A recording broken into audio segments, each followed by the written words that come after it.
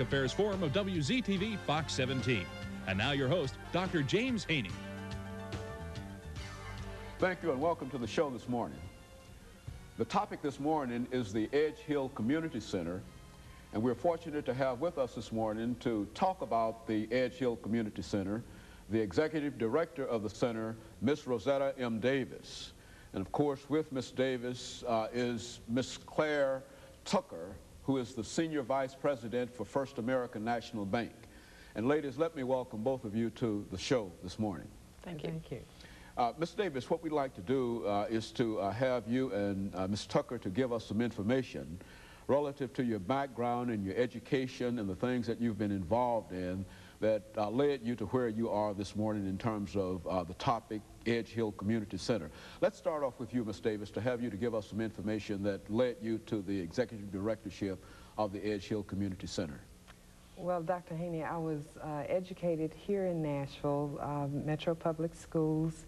I grew up in North Nashville, John Henry Hill projects, and I feel a great deal of my education came from one of our sister agencies, the Bethlehem Center. My 5 sisters and brothers and I spent a great deal of time there.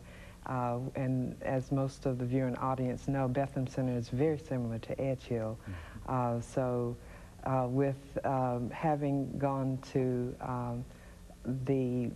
through the public school system, I attended college at George Peabody College for Teachers. During that time, I was able to cross-register and take classes at Vanderbilt and Fisk University.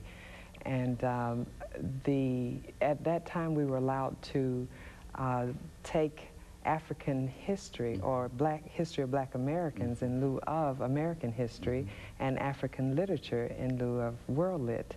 And so I feel that those kinds of things, along with the people who helped me throughout my educational process, that has a lot to do with my ending up at Edgehill. But I graduated from Tennessee State University. Business education was phased out at Peabody. Peabody is now is no longer George Peabody College for Teachers, but George Peabody College of Vanderbilt.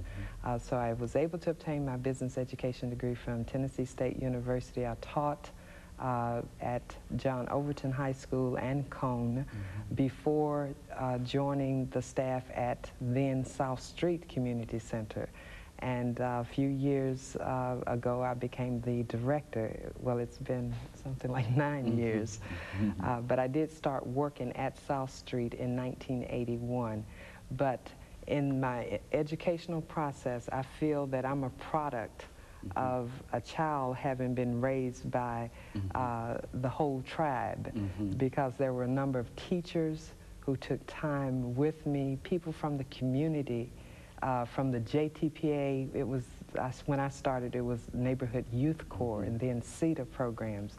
So my education has to be tied to not only the formal training throughout the public school and the post-secondary educational system, but all the people who were instrumental in taking the time with that girl who wanted to learn and who wasn't quite sure of herself and shy, and saw some potential there, from taking me to Audubon theaters. I think that influenced me, as well as just plays, theater, and so there were just a number of people. Very good. And of course, Ms. Tucker, let's talk about your background. Give us the same kind of information in reference to how you eventually became the Senior Vice President for First American National Bank and your association with the Edgehill Community Center. Thank you, Dr. Haney.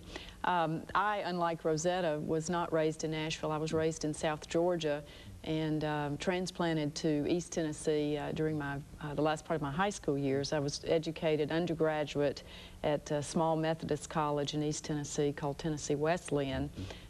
Later did my graduate work here in Nashville when while I was working at First American. I've been at the bank for 19 years this summer. It was my first job out of college, and I've sort of come through the ranks over that period of time. The way I got involved with Edgehill, sort of a metamorphosis. I've always been very, very interested in charitable types of organizations, do some work with my church, and my first venture was with Second Harvest Food Bank here in Nashville. Subsequently, I was involved with several other people in the founding of an organization called Nashville's Table, which you may be familiar with. Nashville's Table is really in the business of picking up excess prepared foods from various hospitals and restaurants and distributing it to programs such as Edgehill. So I first became aware of Edgehill through our work when we were actually delivering food there for some of the after-school programs. Subsequent to that time, when I became familiar with it, the bank wanted to get involved with Edgehill. We saw a need and a way in which we could fit into the community. We obviously have many locations around the Middle Tennessee area and specifically around the Edgehill neighborhood. So it represented a very good fit for us. We decided, I guess 2 or 3 years ago, that Edgehill would become an adopted agency of the bank. Our first project was done the summer of 1992, I guess the first really big project that we did, when we had over 200 First American employees volunteer to go out for what's now become the first annual cleanup day. Subsequent to that, we became involved with some of the families at Edgehill and adopted those families around the holiday season.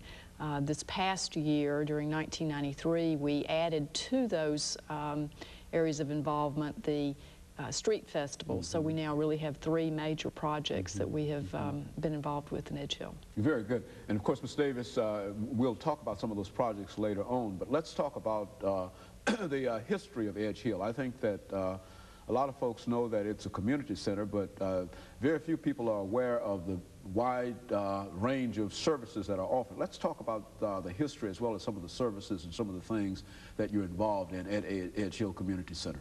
Well, Edgehill Center was established in 1941 as South Street Community Center, and it was located on South Street until it's moved to its present location, 935 Edgehill, in 1972. We moved into a new facility, and in 1941 the primary focus was daycare and some recreational programs and services, and a number of the viewing audience members will remember having gone to this little shotgun of a house type facility when it was on South Street to play basketball.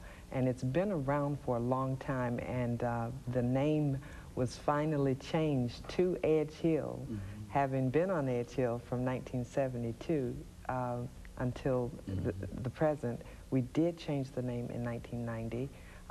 At that time, the board recognized the need to be more clearly identified with the community. There was a tremendous amount of negative publicity coming out of the Edgehill community, whereas South Street Community Center was receiving a tremendous amount of positive publicity.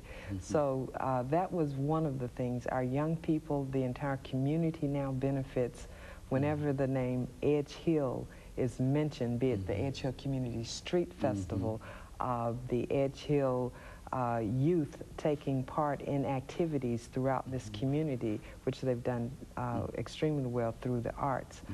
So the history of Edgehill has revolved